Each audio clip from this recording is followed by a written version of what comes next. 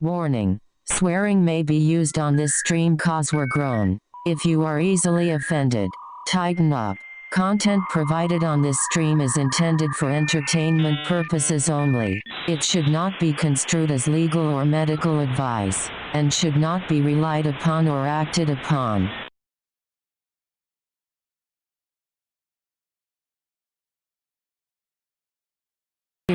All copyright belongs to rightful owners. With that mouthful being said, buckle up.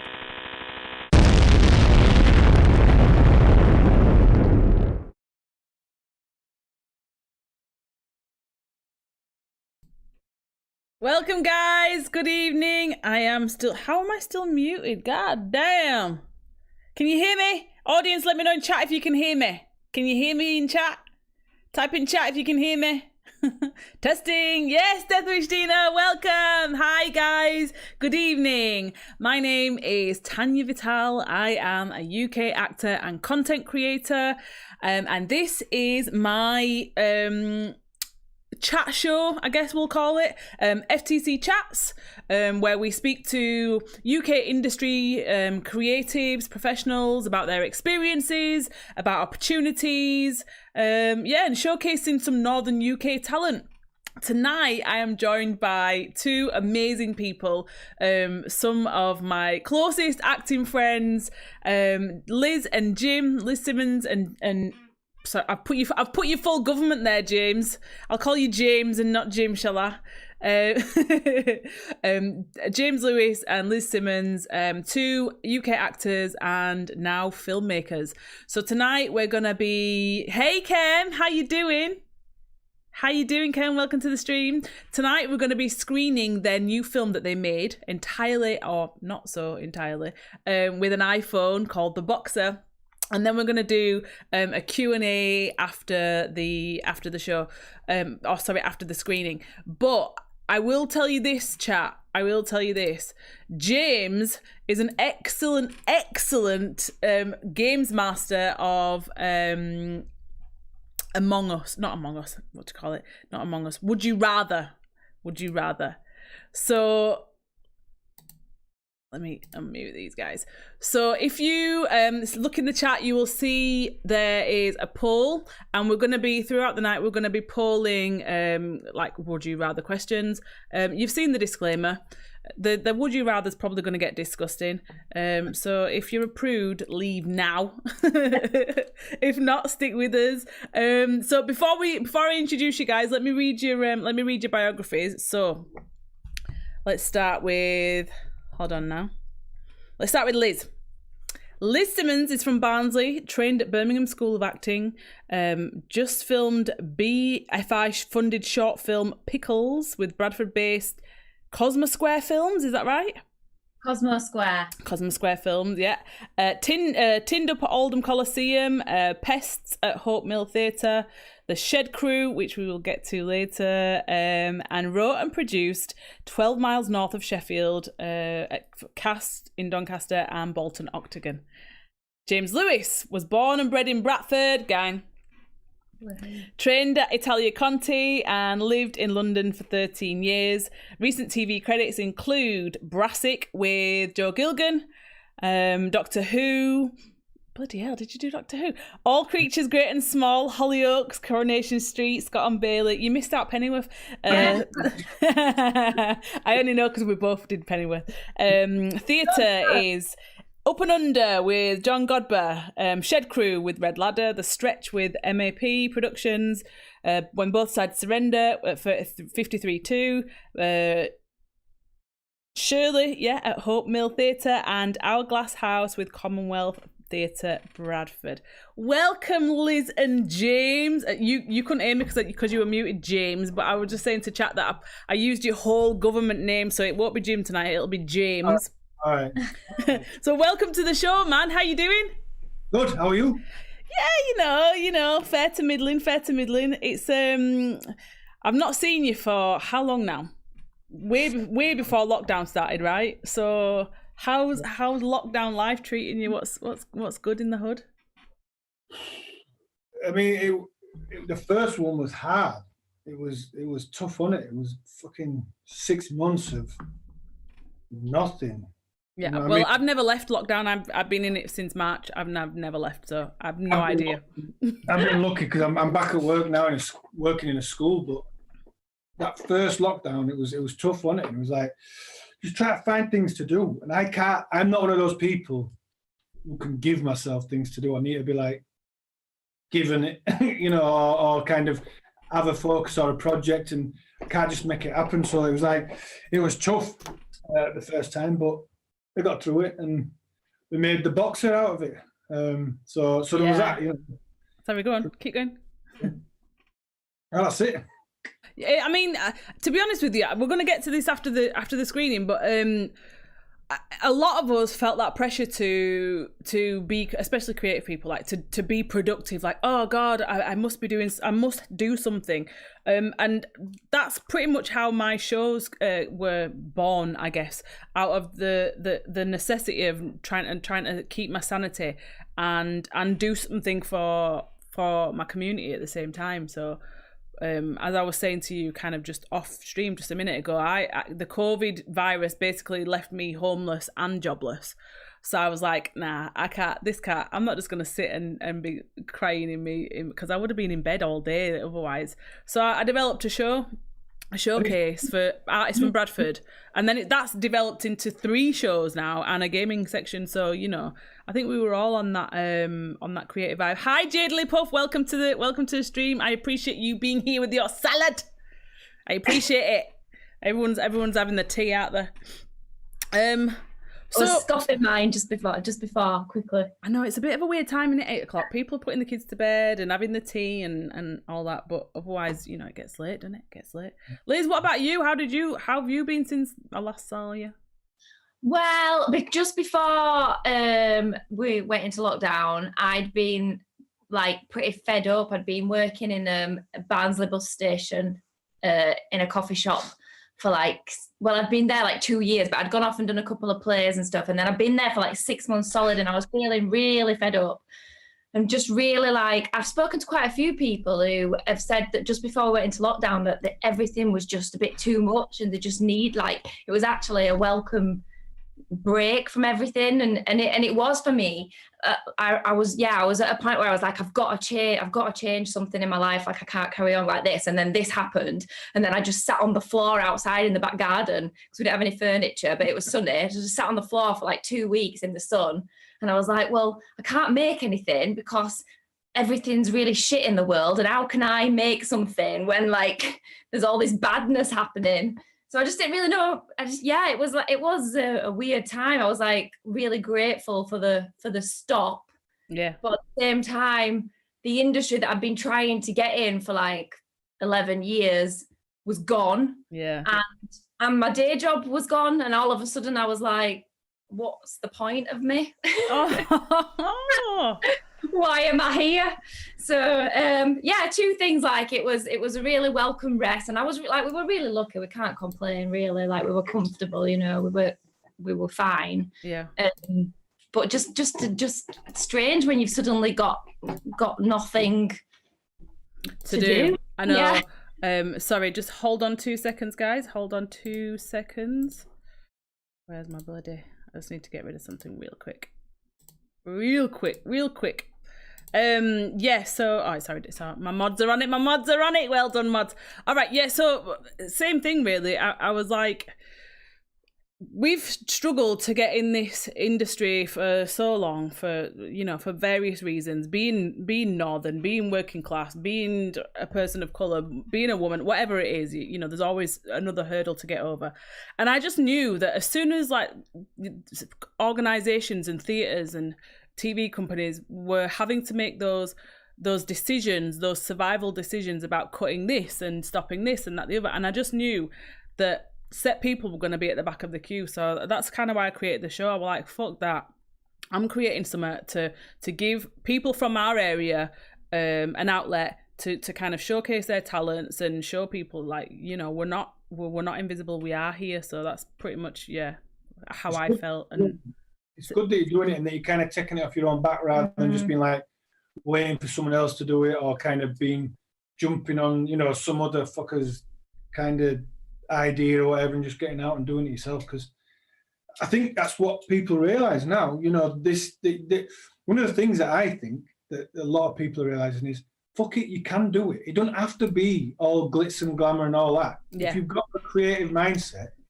just fucking make the thing that you want to make and then see what happens. You know, you don't have to reach millions and billions across the world. If you can just get your stuff out to someone who might appreciate it, then that's the job done. And with today's day and age in society and that fucking Twitter and stuff, you can get people to see it by sharing it, by, you know, platforms like yourself and things like that. You still get a lot more people seeing it than if you don't do anything. Yeah, I know. That's one of the things. Like, I don't know if I'll talk about it to you later, Jim. But there's loads of stuff going on in Bradford at the minute, particularly with like the City of Culture bid, and there's quite a lot of funding going on in the city. And where was I going with this? Oh yeah, that was it. Like doing off your own back. For me, like, I know a lot of people panicked when you know everything went online, but for me, I've been trying to work digitally for about 10 years and always getting the knockback. You know, people being like, particularly arts bodies, like, and the Arts Council particularly, like, oh no, this is film. We don't do digital. What is this? And so for me, this was like, yes, finally, I can be in a zone where I thrive. Do you know what I mean? I really kind of.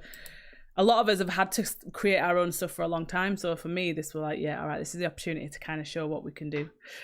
So speaking of which, you guys made a film called The Boxer. Just give us a brief kind of synopsis about The Boxer. What is it about? Yeah, go on. It's a documentary style story about a couple who are facing some it's set in lockdown, and they're facing some financial troubles, and Kevin, our main character, decides he wants to take this chance to follow his dreams. Excellent. All right, so we're gonna watch the short film chat. So I will be here. I'm not invisible. I will be here, keeping up with all the chat. So we're going to put that on. It's only like 20 minutes, I think. But before we do, James, give us your best chat. We're going to do our first Would You Rather. All right, go. I've got to type it in, so hold on. All right, tell me now. Would you rather? All right, this will be an easy one just to ease people into it. All right. Either have, and you know this one, Tanya, I've done this one. You either have legs for arms or arms for legs. This is a pretty tame one, chat. Legs for arms or arms. Believe me, this is tame. So legs for arms. I've got to put it in the thing. Or arms for legs. All right, I'll give you 2 minutes for that chat, and we will start the poll. All right, we've started the poll. So now we're going to go over to the film screening. Hold on, let me get on my correct page. Here we go. All right, guys. So we're just going to watch the film. If you can mute yourself or just keep quiet. See you in a minute. Bye. Enjoy.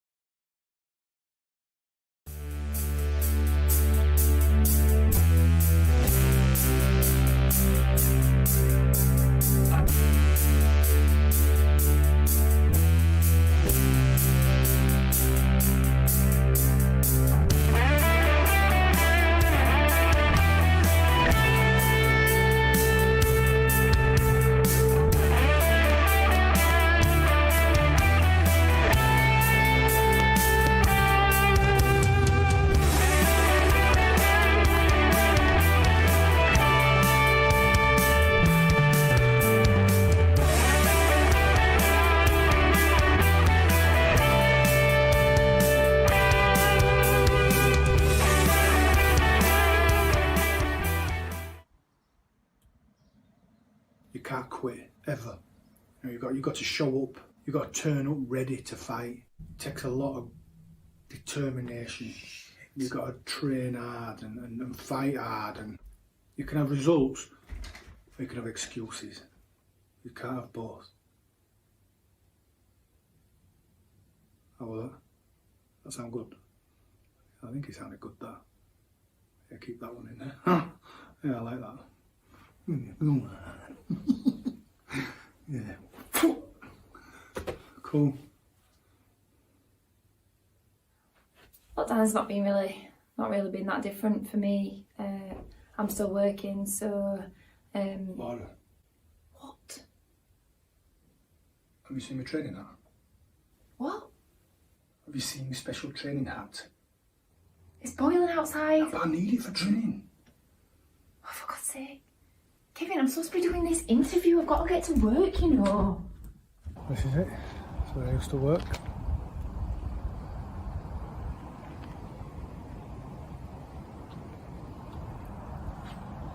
Not anymore, though, eh? About 2 weeks before all lockdown started, we were on factory floor. The managers came down and just pointed to a few of us and called us up to his office. So we all marched up and stood around, and they just sat behind his desk and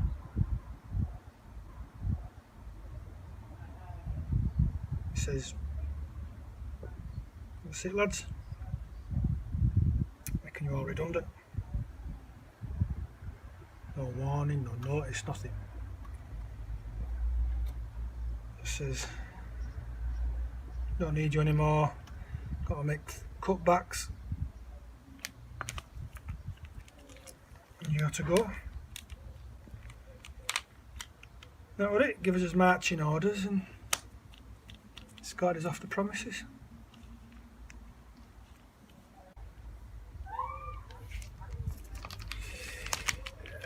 It's probably a good thing anyway, eh? Means I can focus on my training.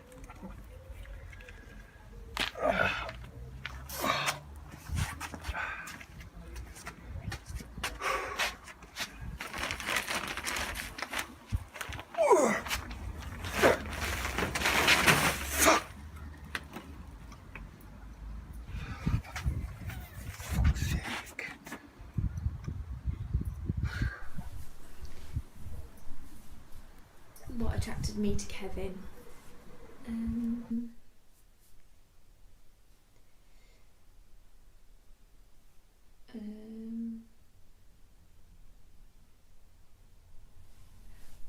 Well, he's always made me laugh, and I think that's important. And he's very protective.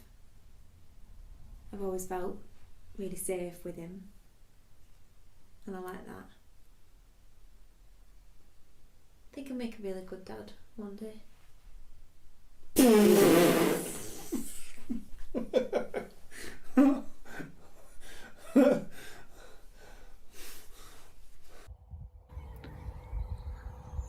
Well, my dad left when I was about 5, 6.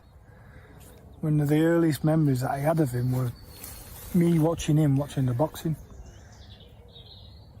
I used to just love it. I used to just watch it all the time, and he'd be cheering him on and going about what great men these fighters were and stuff. And I think it just really hit home, you know, made an impact. And when he left, I was devastated. I always just held on to that memory, and I think I started, you know, following them all, Mike Tyson and Lennox Lewis and Frank Bruno. And it made me realise when, you know, I lost my job and we were all told to stay inside, maybe, you know, I could use this opportunity to just follow that dream.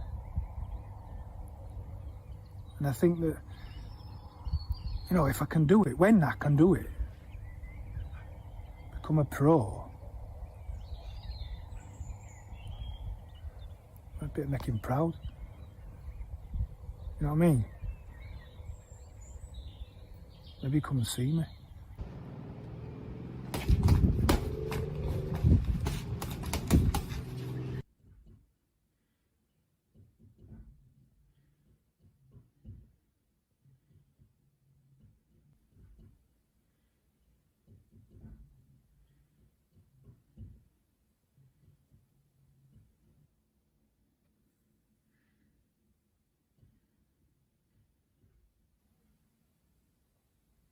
won't mind, but he's fucking shit. He was definitely depressed before. He wasn't getting up, really, and didn't have any drive in him, and he was feeling really low. So I'm pleased that he is doing this, because it's giving him something to focus on and something to make him feel good about himself. But I'm just getting fed up of being the one to always... I don't know.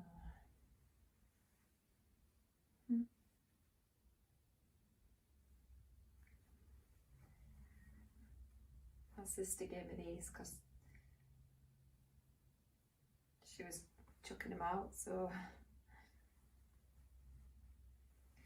just seemed like a waste. Keep them here.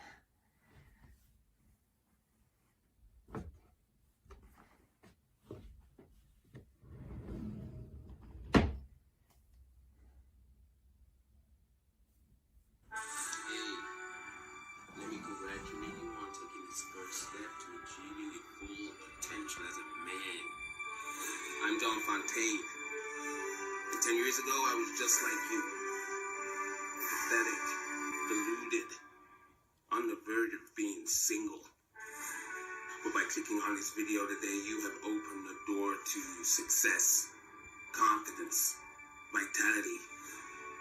Join the Mental program today for a totally authentic lifestyle for men. I'm offering you this amazing, life-changing opportunity for a limited time only. $250. Don't wait. Let's get mental. Laura, do you know where that joint credit card is?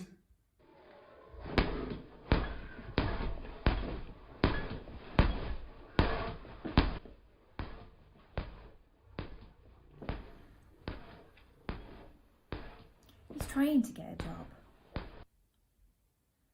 Just don't help himself. Like the other day, he filled out an application form for Morrison's and he told them that he loves shopping at Asda. We don't even shop at Asda. We shop at Aldi.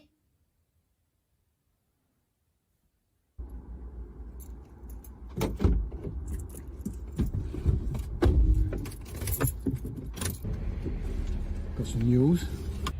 Did you get it? Really? Oh my god! That's amazing! Oh God. Oh my god, that's so good. When do you start then? Well, June, end of June possibly. Yeah. Just have to wait and see. Maybe soon, I don't know. What, are they not already open? Huh? I thought it was already working. Why can't it start straight away? It was already open.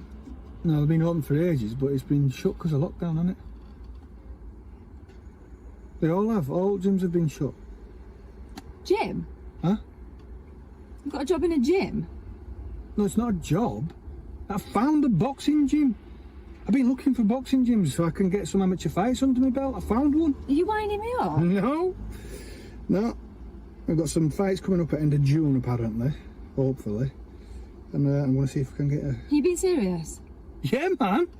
It's brilliant. If I can get a couple of amateur fights under my belt, I reckon I could be pro by, what, December?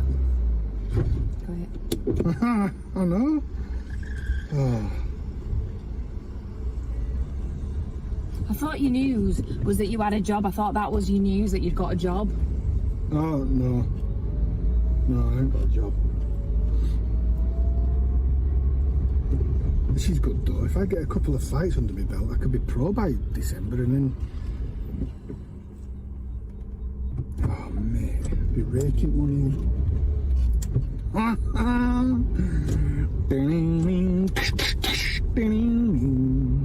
So have you heard back from that warehouse then? Yeah, I didn't get it. Why not? I don't know. It just says, yeah, sorry, you weren't successful this time. We'll keep you in mind for future jobs. Don't know. That's good, isn't it? I thought they needed people to do these jobs. Why is no one giving you a job? I don't know. I've applied for them. I don't know what else I'm meant to do about it. Anyway, once I go pro, I'll be raking money in. Ah!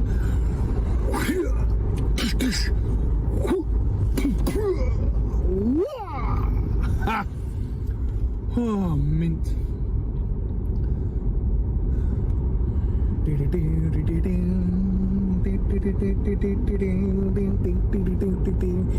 I can't believe you thought that was going to be good news for me, that you found a frigging gym. Well, it is good news. Well done. It's really well done. Well done. That is hard work. Well done. You found a gym. No, what it God, means. you must have been working so hard. I have been. You've seen me. I've been training non-stop. Been working really hard. This is what you're doing all day while I'm at work all day. No. This is what you're doing. No. Looking for things on the internet. Looking for a gym on the internet. No, I'm not just doing that. I'm training as well.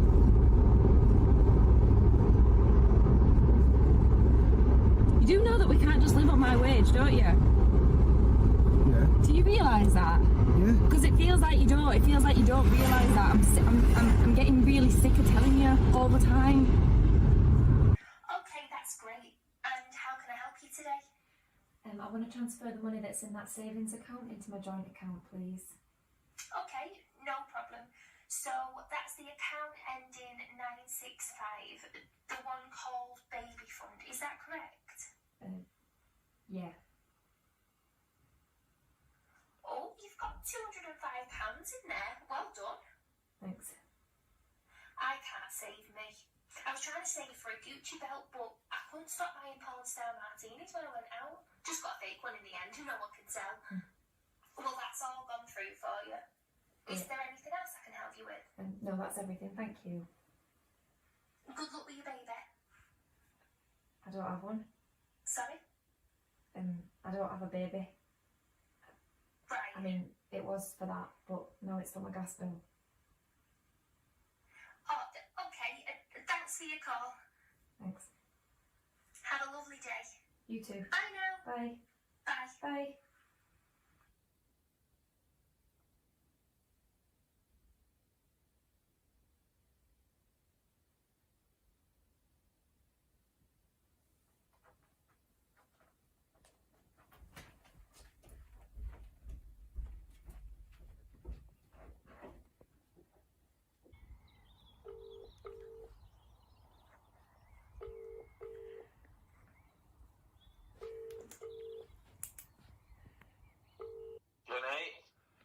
Hi, is that Glennie?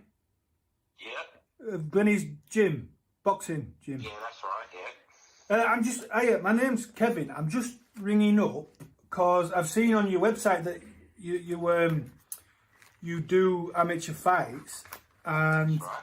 I just wanted to. Basically, I've been training to be a boxer, and I'm just trying to get myself a couple of fights after the lockdown's finished. And I know that you have some postponed. I just wondered if I could be able to get on like the card for that. Right. How old are you? 36. Right. How much experience you got? Well, I've only just started watching. Well, I've been watching boxing all my life, but I've since we've been doing the lockdown, I've been training pretty much every day. Have you?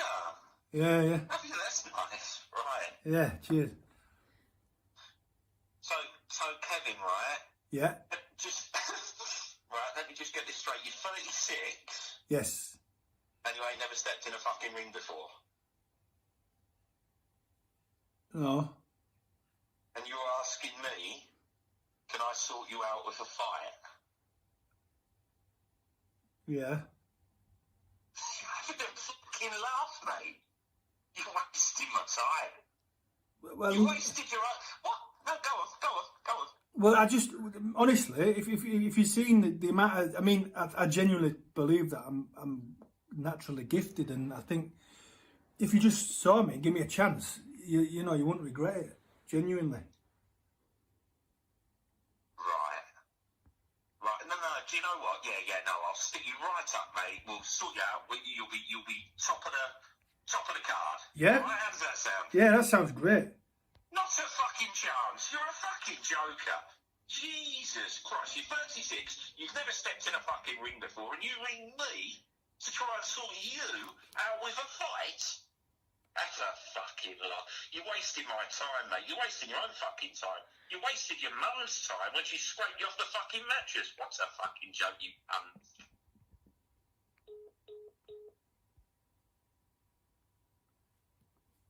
He's not got any fights on, I don't think.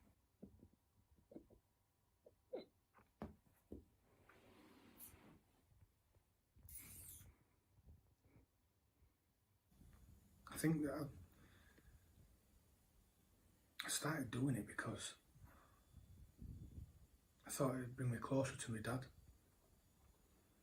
You know what I mean? When I was training, I just thought that, I imagined that it was like him watching me, egging me on and saying, go on son, go on. And I thought that if I could get there, he'd find out about it and come and watch me and reconnect with me. And I suppose that's what I just hoped would happen. It's like that bloke said in the gym, innit? It's 36. I'm not going to have a fight with anyone. Stupid.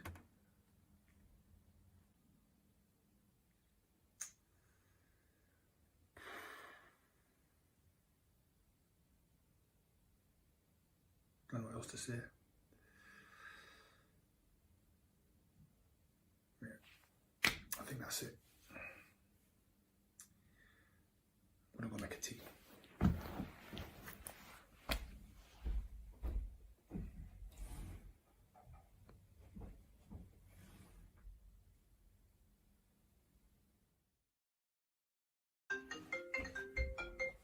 Hello? Yeah, right, Kevin. Do you even know who it is that's speaking to you right now?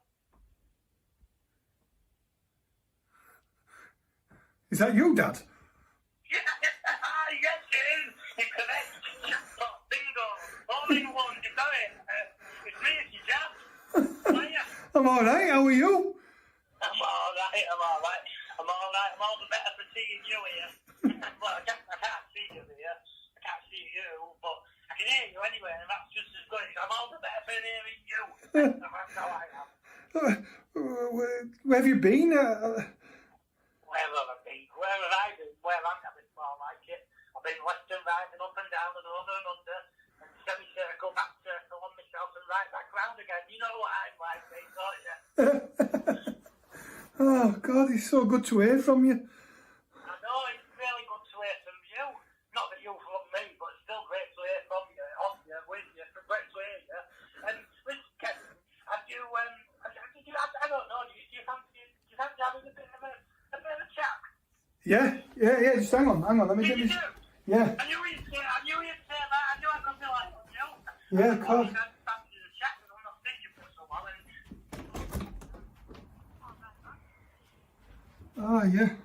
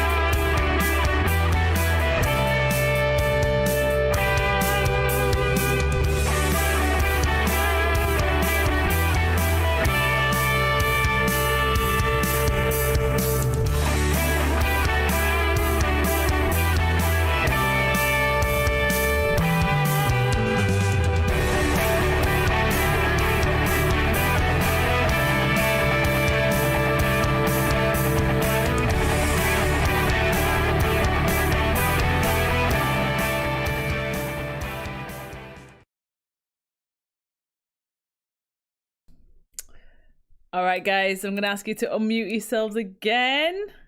Okay. Oh, no, let me turn that off. Because we're not watching the next one. I don't know what the next one is. All right, so chat. I've been keeping up with chat. That was the boxer made by Liz and James in lockdown with an iPhone. Fucking amazing, right? So funny, so well written, so well acted, so well directed. I know you've kind of told me how the film came about because of lockdown and stuff, but like I want to know where the concept came from and like who wrote the script. I know it says in the credits that you wrote it, Liz, but tell us all that kind of information. Let Liz tell you how it came about. Well, no, it came about just because I knew I wanted to write something. I wanted us to make something as we were two actors together in lockdown. But James got a boxing bag. What do you call it? A punch bag. Yeah. And he started boxing on it, and then I just because all gyms were shut, so like I need something to keep me. Yeah. That. So I had that. I'm not ever professed to have been a boxer, as you can tell. You don't look too bad. And then I just thought one day we need to make a little story about a guy who decides he's definitely going to become a professional boxer, but he's just shit. No, that's what happened. I'd been outside training, doing some exercise. Liz were washing up or something. I came in, sweating, knackered, really pleased with myself. And then Liz goes, I've got an idea for a short film. It's about a bloke who wants to become a boxer, but he's shit. And I was like, that was the inspiration, watching me out there doing that. So some of those moments, Kemi65 is in the chat saying, "Oh, really? I thought you were married for real." They are almost married, Kem. They are literally a couple in real life. They live together in real life. They've been together a long time. They were supposed to have their wedding this year during lockdown. Sadly, it's probably been postponed. Is that right, guys? Postponed? I think now. Yeah. Wait a minute. What did you just say? Forever? Well, it's postponed till next May, but I'm gonna say, Jim. Are we even gonna be? I know. I hear you. But yeah, they are a real couple in real life. So yeah, so some of that is true to life inspiration, I guess. But how did you? So Liz, I've been saying, I made it entirely on iPhone, and you were like, well, I edited on iMovie, and I was like, well, that's fine. But how did you find like making a film on an iPhone? Because I know some people, I think it's changing now, especially with, I think it's Tangerine. Tangerine did really well at Sundance. That was filmed entirely on iPhone. And I think it's kind of changing, but a lot of people were always of the mind of, you need to have really expensive equipment to do this, that, and the other. How did you find it filming on a phone? Well, the thing is, like, I think we're not filmmakers. This is the first thing we've ever done. So for us, all of it was a massive learning curve anyway. So it was like we did loads of different shots that we couldn't use in the end because we'd set things up and then be like, the sound's really crap. It just doesn't, the lighting's no good. It just doesn't work. It just look, any time that we found that we always had to try and do it handheld as much as we could because any time that we sort of set it up as a scene, it just looked like it was trying to be more perfect than it was. Right. And so see how crap it looked, if that makes sense. So that's why we had to do it documentary style because of the limits of what we had. And it meant that we could have those moments where it's more about the perspective of each other speaking to the cameras. So kind of an intimate thing where it's not just them two always together and like the mockumentary feel, It meant that one of us could be holding the phone while the other's doing it, and obviously because we couldn't get no other fuck around because everyone's locked up. Yeah, but I mean, I think like on my iPhone's an iPhone 7, and we filmed a couple of scenes on that, and then James got a new one, which is an iPhone. I don't know what it is. XR. Oh yeah. And it was much better, so we reshot them on that. So the picture quality is really good, but I mean, people make films, like filmmakers who make films on iPhones, then I think they can be just, amazing and a really good quality. And but we were just really limited on, we were just learning everything from scratch. But that was an amazing experience as well. I think it's, if you find a story and you kind of believe it and you think, right, this is a good story, and you've kind of got the basis of that, then it don't matter what it's filmed on, you know.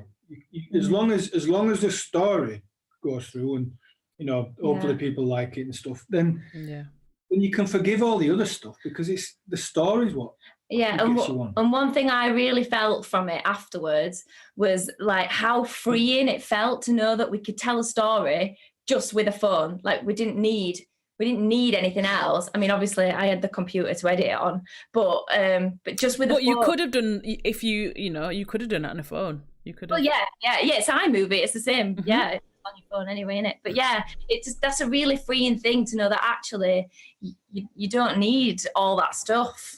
Yeah. And I always think with theatre as well, like you don't need all that stuff sometimes. You can just strip it back. Yeah. Yep. What's that saying that always comes about? Like, we are the original fireside storytellers, and, you know, people have been doing theatre since, you know, before stages were even made. Kem is in the chat asking, this is hilarious to me. Kem, I'm not laughing at you, I'm laughing with you, and I'm basking in it because I made my own channel, and you are all gonna learn today. This is not Cockney, this is a Yorkshire accent. This is what we sound like from Yorkshire, the north of England.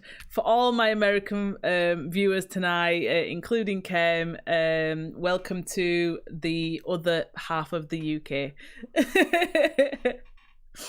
He's saying in the chat, it looks like your relationship gives you an advantage regarding serious situations. I wonder, or have a question, could you carry that level of comfortability over to your acting with others?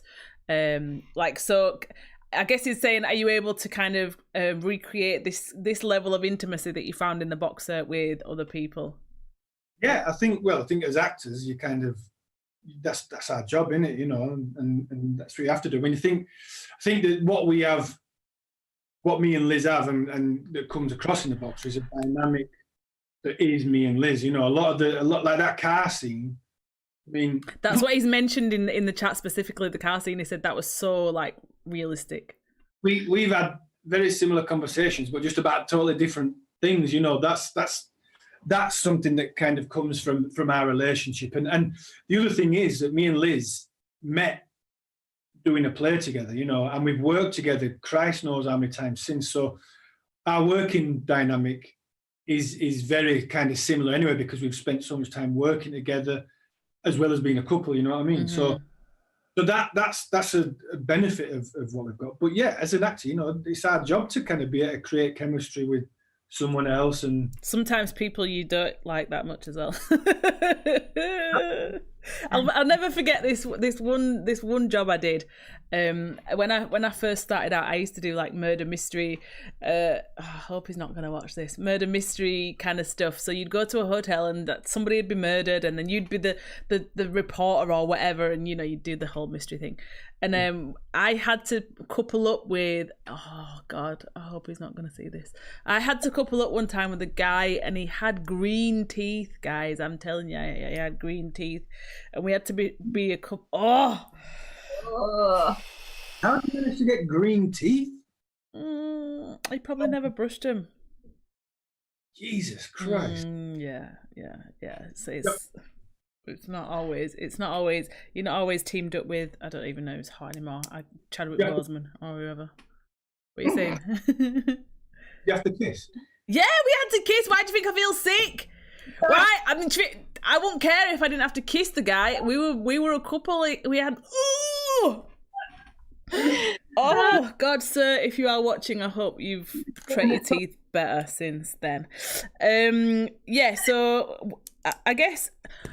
Let's talk a bit about how you got into the acting industry and kind of what challenges you've faced, like being northern or being working class or whatever. Like, how did you both get into it, and how's it treat you? Well, I got into it. It's weird, really. My dream when I was younger was to be a professional rugby league player, and that's kind of what I'd been going towards and stuff. And so I never really thought about anything else. But I went to school. At my school, we had this teacher who she was an English teacher. Did you go to middle school? Yeah, but I went to middle school in Cleckheaton because I were a bad kid. Yeah, so I went to a school in called St Blaise up in Bailey. No, that were a bad school and all. It got burnt down, and we went there, and we had this teacher, and she was because kids not know. I mean, it was a rough school, and kids just didn't give a shit. But she was cool because she taught like English and Shakespeare and that by getting us to act it. And so we started with, and we watched I remember we watched Romeo and Juliet, and it were a pretty shit film version of Romeo and Juliet. But we were all about 13 or something, and we saw tits. It had tits in it, and it was like, oh yeah, this is cool. So we thought, oh yeah, she's cool. So anyway, we then went to Yorkshire Martyrs, and she'd gone over as well. Another terrible school. And so we were there, and she'd come over, and she did the same thing. She was an English teacher, and she started teaching English and stuff through drama. And then kind of when it got to GCSE time, she was like, do GCSE drama, just have a go.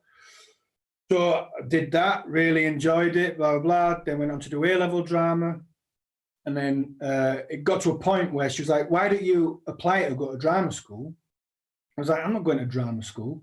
She was like, just do it for the experience, just so you can one day say you applied to an audition for drama school. So I went, right, okay. Found out it was 25 quid just to audition. I was like, no, I'm not doing that. So she paid for my audition.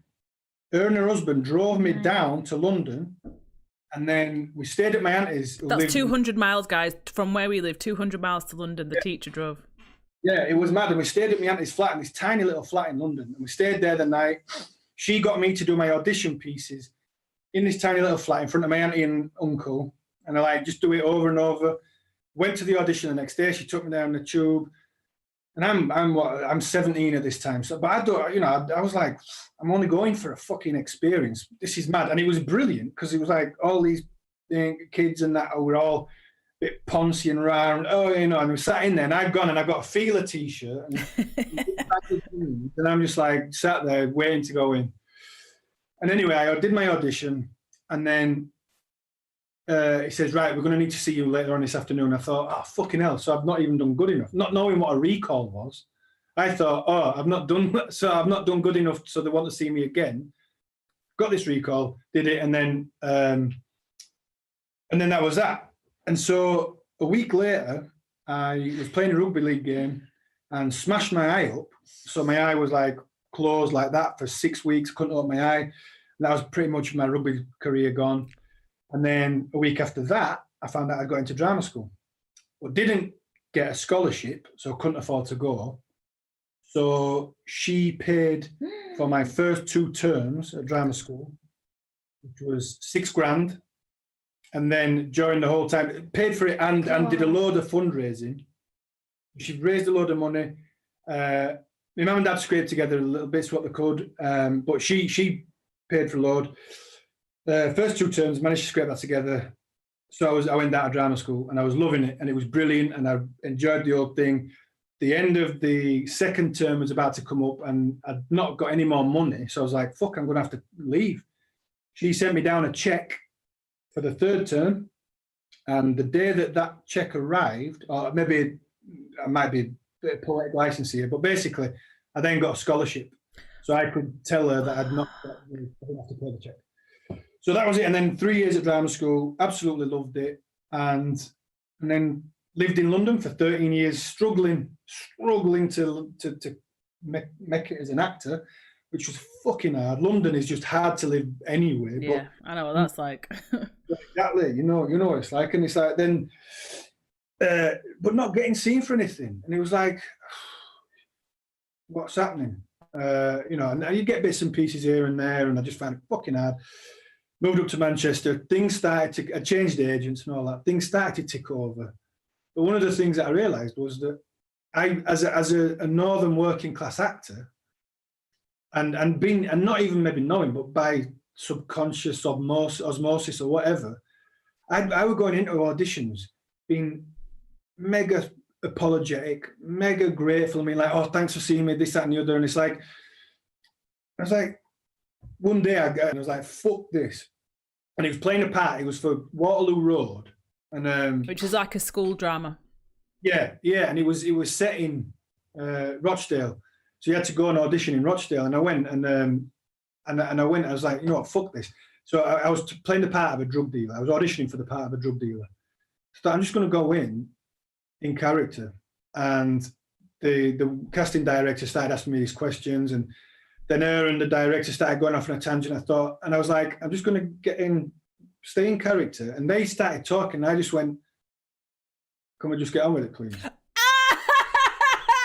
And I was like, and she was like, oh. And because I was in this character, I was like, I did it. And then she got back, the feedback to my agent was like, they loved you, this, that, and the other. And I was like, fuck, I can actually control how I am in there. And I would never recommend that anybody goes to a casting director, come and just get on with it.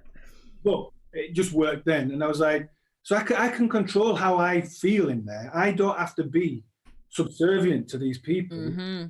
You know, I've done the work, I've done this and that, and so fuck it, just do it, man. I was like, and from then on in, I didn't. I'm not saying that jobs have come. You know, from now on, he tells them to do the audition. No, you audition for me. From then on in, I never auditioned again. No. That was the beginning and end. And that was it. But the point is, I was like, I can go in there with confidence that I deserve to be in the room. Mm. So when I do get an audition, and you know, they're not thick and fast, but when I do get them, I go in there kind of going, I deserve to be here, and I love it. I love it. I'm going to get work, you know, get to work with people like you and Liz, and I mean, we've worked together. Yeah, I've got some pictures. I'll show in a bit, but yeah. And it is, and so, you know, it's cool, and I love it, and I won't change it for the world, even if it means you have to do whatever other jobs to keep a roof over your head. Yeah. When you do get the jobs, it's the best thing in the world, man. Yeah, that's. I mean, I think that's quite a common story for a lot of working class actors. That there was this one teacher who really believed in you and pushed you. My story is, I mean, fucking amazing that she drove you down there. She paid for your audition. She helped you out. Say again. She drove me down, or they drove me down on her husband's birthday. So it was like, it was his birthday, and he was his birthday. And he was like spent it driving down to London. You see, I mean, you know, I'm not saying that teachers that don't drive you down to London don't care about you, but sometimes I mean, particularly in this industry, there's usually that one person that kind of goes out of their way to kind of to help somebody to the next step. My story is very similar. I had a really good teacher, and she basically forced about 5 of us to go to the National Youth Theatre. If I'd not gone to the National Youth Theatre, I wouldn't have become an actor, because from there I got a professional job. It's you know, we are kind of indebted to these people, aren't we? Like, there are some good teachers out there. There really are some good teachers out there. Liz, before we go on to Liz, Jim, what's the next Would You Rather? Right. Oh, so the results for the last one were people chose they'd rather have arms for legs. What's the next one? Oh yeah, that's a good answer. That's the answer, I reckon. Right, the next one is, you've had this one before, Tanya. Would you rather always shit bricks sideways every time you enter the bog, or piss bleach? Yeah.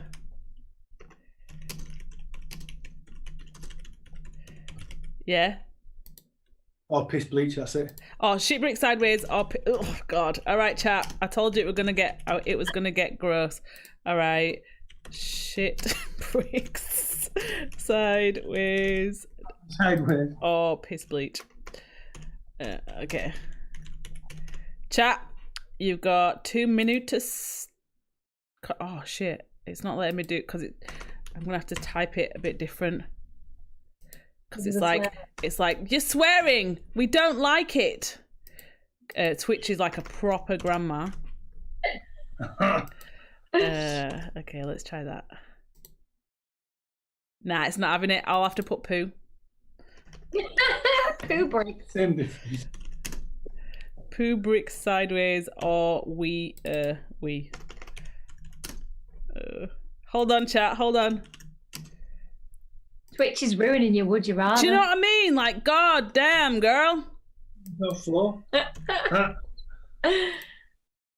Yeah, okay.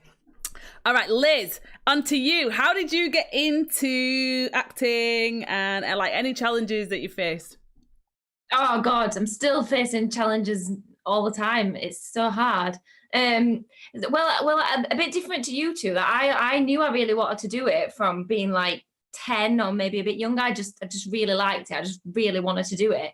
But I'm from a really small town, so I know Bradford is not full of opportunity, but in Barnsley there's just not a lot, or there wasn't then like a lot here. And you can go to the nearby cities like Sheffield or Leeds or even Manchester's not that far, but when you just, unless you know, you just don't do it. Do you know what I mean? Like my mum and dad didn't know where anything was, or and so I didn't know, so really just like tried to sort of work out. And I was always like hearing stories about people seeing adverts in newspapers and for an audition and then going to it and then becoming famous. And so I was always like looking in the Barnsley Chronicle. Of course, there's never going to be any auditions turning up.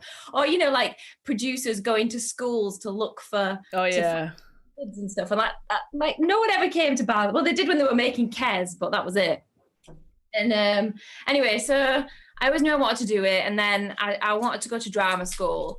And I have this thing now where I'm a bit like, part of me wishes that I'd not bothered trying to go to drama school and just like moved to Manchester and tried to get in the TV there, because as a northern actor, that's where you sit. And I wanted to go to drama school because I really wanted to do like Shakespeare and Chekhov and plays and all of that stuff. And then you kind of come out. I did go. I went to Birmingham, and then you sort of come out and don't really get those opportunities. It's all still, you know, you're being northern, so you. I mean, there's a lot of kind of me that's like, why didn't I just fuck off to America like 10, 15 years ago? But again, coming from a working class background, like you don't always have the funds to do that. You don't always have the know-how and the links to know where to go. Like it's a tricky one, isn't it? It's a tricky one. And then especially if you're living in London, like you are constantly working to survive, let alone the acting stuff on top of that. It's insane. All the networking and that you're meant to do, you can't afford to do because you're either working or you're skint. Yeah, totally. And I think you work things out as well. Like, you know, it happens when the time is right. You think, right, now I'm going to go there and do that. And I'm really glad that I went to drama school because I did love it. I really enjoyed it, and I did everything I wanted to do there. So, you know, I think I don't regret that. And like when the time's right for you to go to LA, you will. Do you know what I mean? I'm supposed to be there I'm supposed to be there now. I'm supposed to be there this month right now. God damn you, COVID. Yeah. But yeah, I agree. I think you're right. It sounds cheesy, doesn't it? But everything happens for a reason, and when what's for you won't pass you by, and all that kind of stuff. Kem saying Tanya spoke on that being from the north thing, so crazy. Yeah, so Kemi's from Kem, where you from in America? You from like the south area, innit? Where you're from, so their south is like our north. It's, you know, it's we're their country in the south and we're country in the north. It's mad. I just want to talk about some of like there was something else I wanted to mention actually, but I've forgotten it now.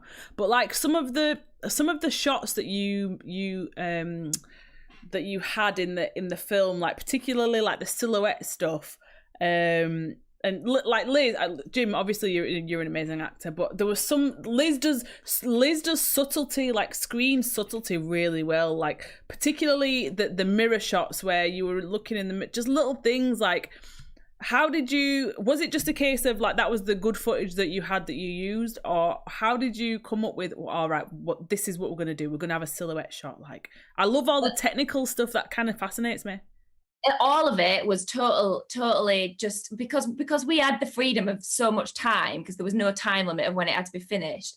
It was all just just happened by accident, really. So that shot, that beautiful shot on the hill, we went out for a walk one day, and we would just walk through this field, and we were like, oh my God, that's so pretty. Let's just film here. And we just thought, we'll just have a go to see what it looks like, and it ended up looking really nice. So we used it. But full credit to James for the beautiful mirror scene. Because what happened there was, I knew when I wrote it that I wanted it to be really intimate, and feel like we were just sneaking in on something that she was doing privately. And so James was the one filming that, obviously, because I was in it. And he just, well, I don't know, how did you have the idea? He had the idea to do it in the mirror. We were trying to do it, and it was like, because Liz had said, I kind of want it to feel like we're over a shoulder. Like, well, I don't know how we're going to get that. And then I was like, well, because Liz has got this full length mirror, and I was like, and it's normally in a different part of the bedroom. We're like, if we shift this over to the window, then I can be over your shoulder, and then we can just zoom in on that, and then all that kind of stuff works. And we thought, and again, it was like, let's just try it and see. And it turned out that it worked, you know. It and I think really did. It's one of those things where it's like, from an actor's point of view, it's all, you know, no matter how, you know, much experience you get, you're always aware of the camera. But if it's just not behind, if it's not behind you, or if it's not in front of you, rather, there's still something in subconscious where you can probably just go, you relax a little bit. You know what I mean? Yeah. And because that scene is such a, it's such a poignant scene, and it's important because it just spells out exactly the two different goals of Kevin and Laura. Yeah. And where they're at. It's like, you know, I think it draws you in a little bit, you know what I mean? From being in that voyeuristic way. Yeah, I mean, it's just such a beautiful scene. Like, I mean, the whole thing's brilliant, but that stood out to me because it was like delicate, I think is the word that I'm looking for. So delicate, and yeah, it really worked. What Kem, you went to the same school as Jada Pinkett and Tupac? I didn't know that. Okay, so I see you. What happens with it now then? What happens with it now? I'm just gonna put this out there, Liz, because I know you're gonna be upset with me for it, but I don't give a shit. So basically, I'm like, you've made a film, you need to shout this shit from the rooftops, and she's like, oh no. What happens to the film now, Liz? Tell me. Well, we did enter it into quite a few festivals. We spent a bloody fortune. Oh shit. Well, no, we didn't spend a fortune, but you have to pay like 20 yeah to enter them into a festival, and we entered it into a few, and we didn't get in any, but which we understand, because I think technically, like the you know, the quality, like, I don't know, the sound and the, I don't know, we didn't get in any. I don't know why, but I think, you know, people spend a lot of money making films, don't they? And yeah, I think one of those things where kind of when we premiered it, we put it on YouTube and kind of did a live kind of premiere of it, and it was the first time we saw it on our TV, and you just kind of watch it and you go, okay, the sound is just kind of, it's good enough to watch as a piece, but if you're entering it against someone who's had a full crew, yeah, of course, yeah, you know, you're denying someone else that spot, I suppose. Did you look for like specifically iPhone movie? Oh yeah, we found one, and one scene alone on ours, the scene where I ring up the gym owner, that scene alone exceeded the maximum number of swear words you could have in the whole film. So we couldn't enter that. We couldn't enter it in the. Yeah, it was like, what kind of fucking Puritan fucking film festival is this? Oh no. So that our one chance of getting into a phone festival was shafted by our Bradford vernacular. I always when I do clips for social media from the shows and stuff, I'm constantly having to beep all the stuff out, and you know, it's like trying to explain to people that that's just the way we talk. Like, we just swear a lot, it's, you know. Yeah, well, I mean, you know what I'm like. I can't help it. It is what it is. Like, I'm not going to apologise for it. Like, you know, catch up, rest of the world. Do you know Marcus, who does the Get Smart Film Festival in Bradford? No. Marcus, and any other Bradfordians that are listening. Marcus, I can't remember his surname. Marcus, please don't get upset. But he does it. He's Marcus Rashford. Sorry, not Marcus. Not Marcus Rashford. He's the Bradford version. He's got a smartphone film festival. And you should definitely like hit him up and get it in there. There's so many things going on in Bradford. Like I was telling Liz about the Make Film funding. There's Make Film. Well, it's finished now, but there was a Make Film fund where you could have got up from £1,000 to £4,000 to make a short film. Like there's stuff going on here, man. Y'all need to hit me up and I'll be able to tell you about the stuff.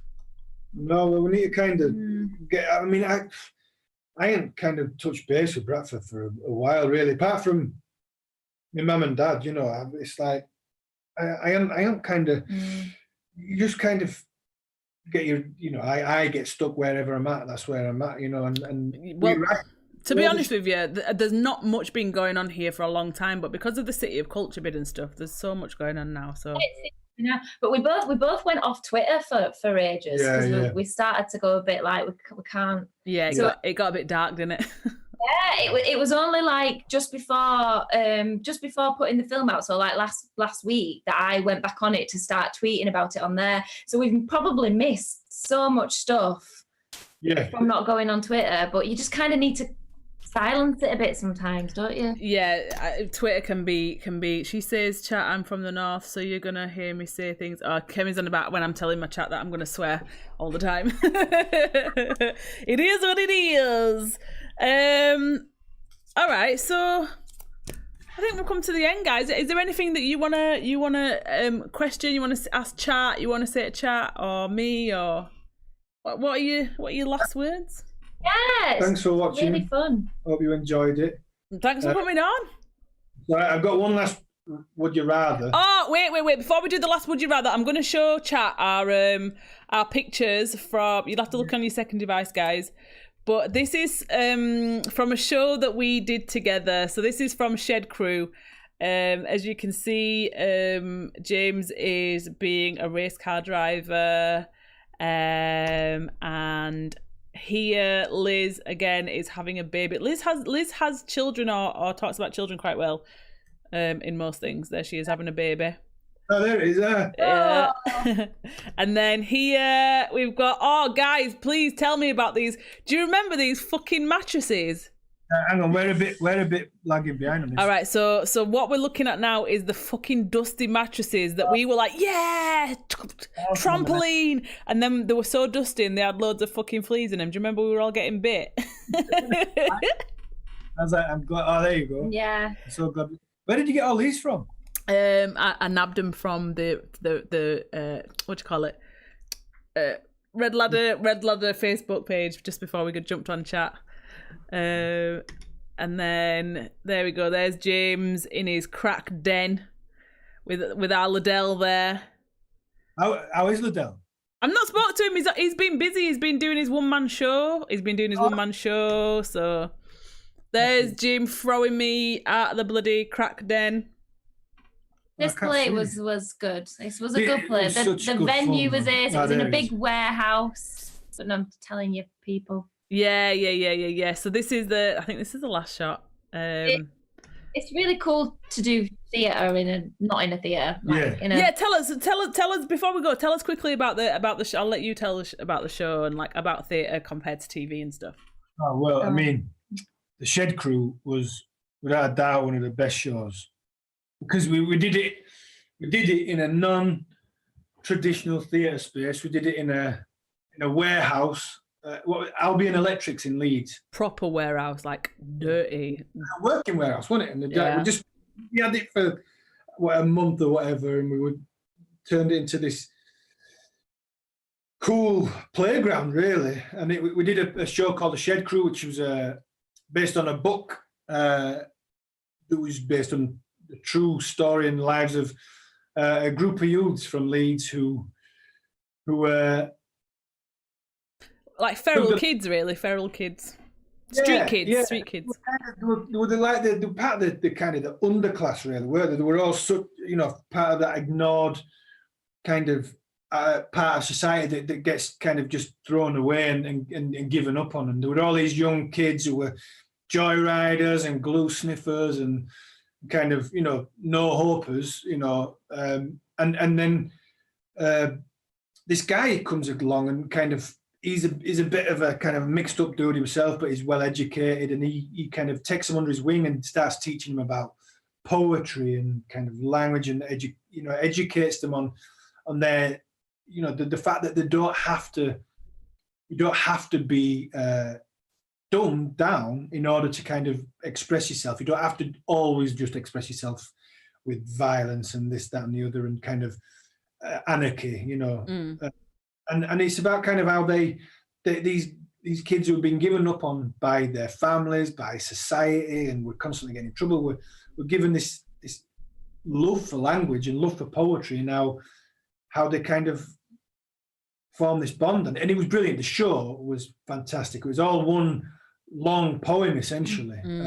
Like Shakespeare, wasn't it? The language was very Shakespearean.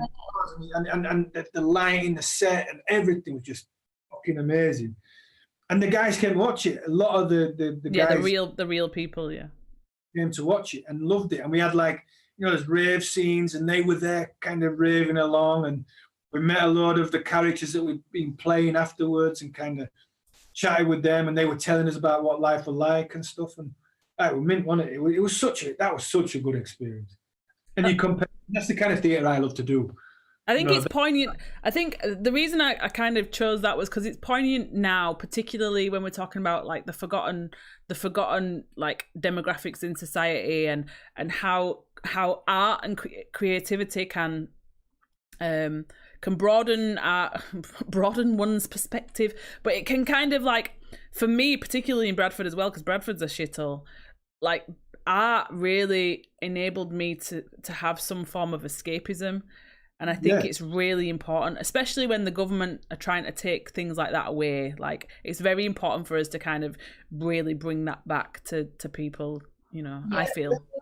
And people have to recognise that we're allowed to own it. We're allowed to own it. It doesn't have to be just for, you know, the middle classes, or, you know, the kind of the elite. It's anyone can own it, and anyone can be allowed to appreciate it. Yeah. And if we give it, you know, if society gives it to people, then those people can come out and do amazing stuff with it. You don't have to be some privately educated or kind of drama school graduate. You know, you don't have to do that. Even though, you know, I'm a drama school graduate, you don't have to go down that path in order to be an artist. You can do it because it's there. You know, all you need is some form of expression, some way to express yourself. And you choose how that is, because it's a broad spectrum of you know, possibility of how you do it. You don't have to be theatre; it can be music, you know. Drawing. It really helps with, like, mental health as well, and there's all sorts of connections with art and creativity and mental health, and important. It really does. Kemi's put as well, to inspire and give others hope. Exactly, Ken. Yeah, absolutely. Exactly. Yeah. To inspire others is a very important tool to have, and anyone can do that. Anyone can inspire someone else, as long as you kind of, you know, you have that kind of belief that you're allowed to do it. Yeah. The results for the last Would You Rather were people chose the we one. What was the we? Oh, we bleach. Oh no, I'd rather do bricks. Forget that. No, you can clean the toilet. I think we've had this conversation before. Is like, and I still think I chose bricks at the time. I remember your reaction just then. It's like a deja vu. Absolutely bricks each and every time. Pea bleach. You're mad. Right. You're mad. All right. Well, we've come to the end, guys. You can put, and you know, I always put this to your chat. Follow them. Go and look at their YouTube. Give them a subscribe on their YouTube. Follow their Twitter. We are out of work actors. Following their YouTube channel is free for you, but it helps an artist out immeasurably. The links are here. You can see it there. You can follow them on Twitter. We've got Liz Simmons. Is it 01? 10. Liz Simmons 10. And then we've got James Lewis _3. Thank you so much, guys. I hope you make more films, or whatever you do creatively. We'll definitely get you back on again. I really appreciate you coming on. I miss you, and you know, hopefully we get out of this fucking nonsense soon, man. See you, Yeah. So, all right, chat. I'm not playing games tonight, chat, because I've got a long day tomorrow. But we'll do some community Among Us tomorrow night. Let's see who we can raid, shall we? Let me put some background music on, and we gonna raid somebody. Who should we raid? Let's see. Stay with me, chat. Stay with me. Stay with me. We are gonna raid Viking Trash. Hold on. Let me see if Platter's on. Is Platter gaming? He's not on. Is hold on, let's see if Genesis is on. He's not on. Biscuit? Is Biscuit on? Alright, we're gonna raid Viking Trash. Okay, guys, I will see you tomorrow. Yeah, and we'll do some community Among Us. I love y'all. Good night. God bless. Bye. See ya.